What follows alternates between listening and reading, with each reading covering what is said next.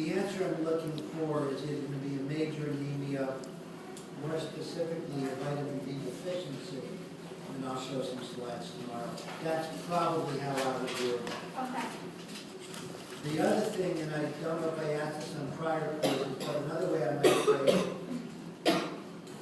say which is a developmental lesion. Well, the fissure tongue is developmental, it has nothing to do with anemia. Any questions, guys? That was a good one. So, and here is green, here is tongue, and all these colors are due to either drugs you take, foods and drinks you put in your mouth, and sometimes medication, drugs, and also chromogenic bacteria, bacteria which are producing the color. So there are a number of possible causes, but when you see it, you don't get nervous. It looks strange. The patient may be worried it's developmental. Fordyce granules, ectopic sebaceous glands normally found on the skin, but they roll over the oral cavity, usually on the buccal mucosa, but can be labial. Some more Fordyce granules. Leukoedema, developmental, just variation in normal. It's due to fluid accumulation in the cells, so it reflects right back and looks white. No pathology. Another example of leukoedema. Leukoedema is often found in patients of color with pigmented complexions. Not always, but it's not uncommon. This, you look at this,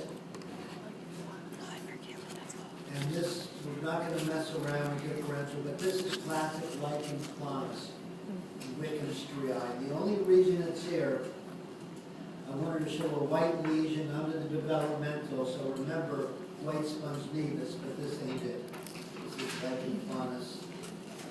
Geographic tongue keeps changing. Here you see excess filiform papillae. You might even say normal. Here they're a little bit atrophic, kind of thinner in number, and here they're absent, missing. Geographic tongue. Also called erythema migrans, wandering redness. Any questions, ladies? That's developmental, right? Yes, well, good question. I don't think they know what causes it. I plug it in with a developmental. I don't think it's considered pathology. Some folks have it, some folks don't, but I don't think it's, I consider it developmental until I'm educated further. But theories are always changing. Now, when you see a lump in the tongue, it could be one of several things. If it's really far back, it could be lingual thyroid nodule. On the other hand, if it's more, well, the other differential, there's a form of candidiasis, it's kind of rhomboidal shape, which is like a squished parallelogram or rectangle, and occurs in the middle of the tongue and looks inflamed. And that is the median rhomboid glossitis. So if I look at this, I think I'm going to try to clear this out and come back.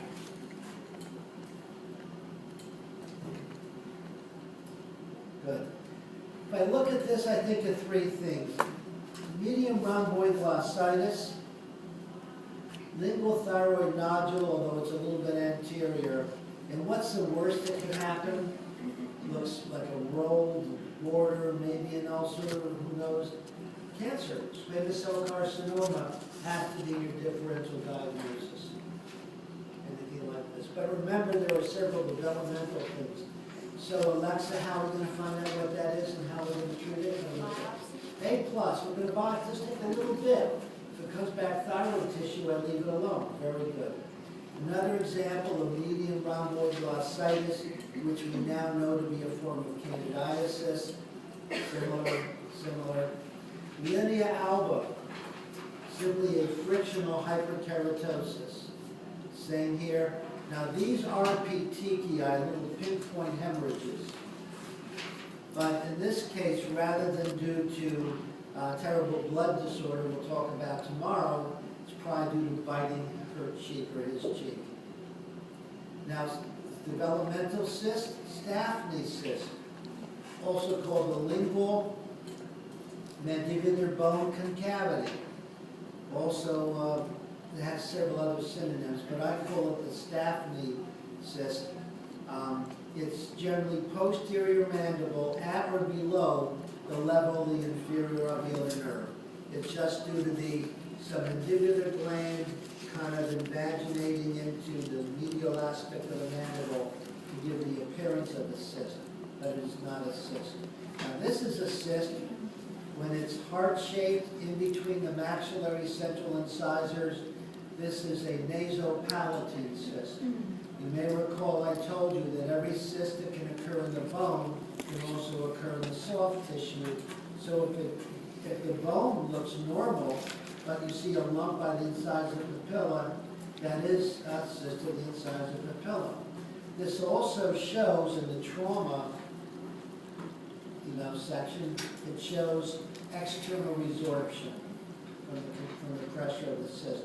And this is just a cyst of the incisor papilla if there's a normal, either occlusal or periapical x-ray. Any questions, guys?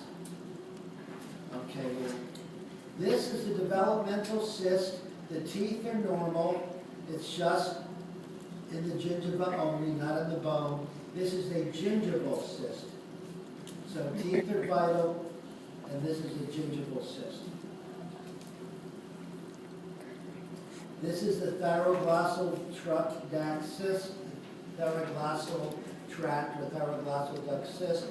And because Amanda's always so nice and asked me politely, yes, this will be on the final, I'm sure.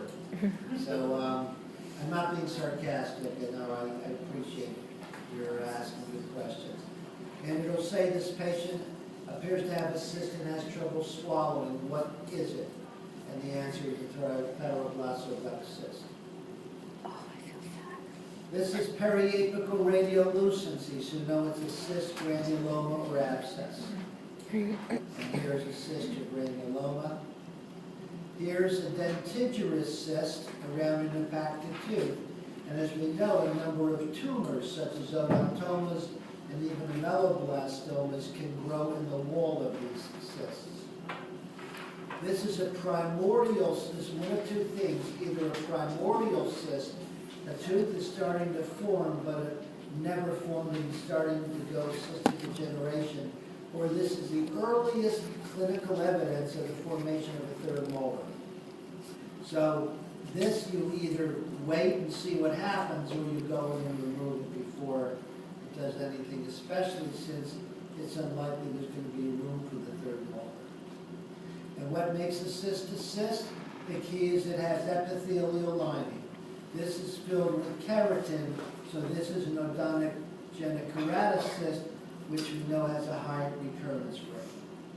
And here's a close-up showing the keratin on the cyst lining, on the epithelial lining. Eruption cyst, there's a tooth under here that wants to come in. Another eruption cyst, but we get a periapical to see what's happening. Any questions?